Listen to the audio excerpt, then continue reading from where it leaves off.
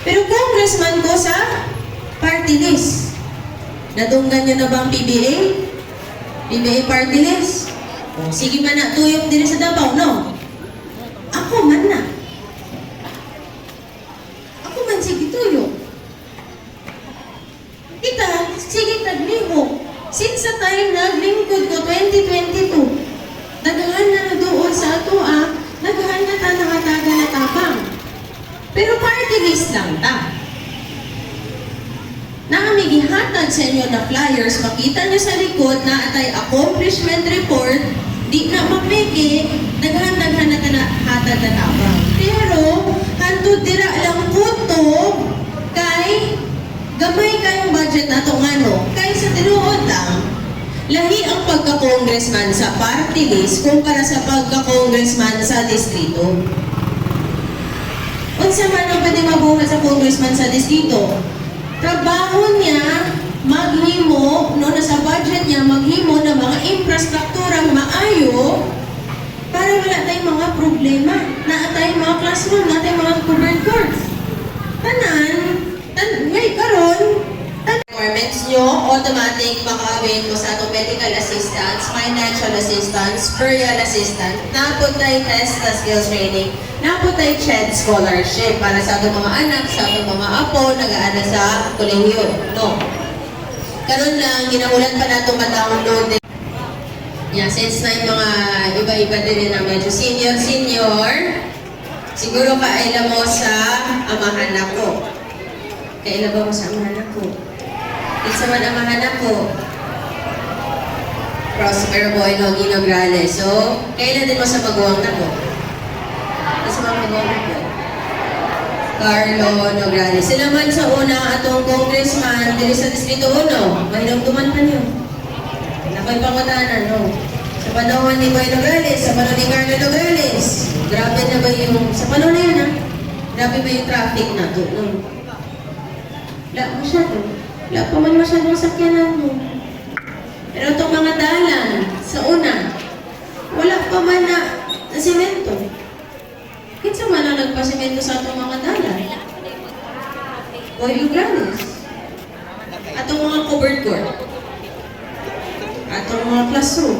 Atong mga school building. Nograles man na. Napakaisang pangutanan. Sa panahon ni Boy Nograles, sa panahon ni Carlo Nograles, grabe na ba yung baha na ito noon? Wala pa. Kaya nagpahimo man sa atong maayong drainage, maayong kanal na wala pa na barado, Boy Nograles man na. Karon. Saan naman? Bisan dili kusog ang ulan. Saan? Dere, kapalo ko. Bisan dili kusog ang ulan. Bahagi hapon. Tinuod na dili.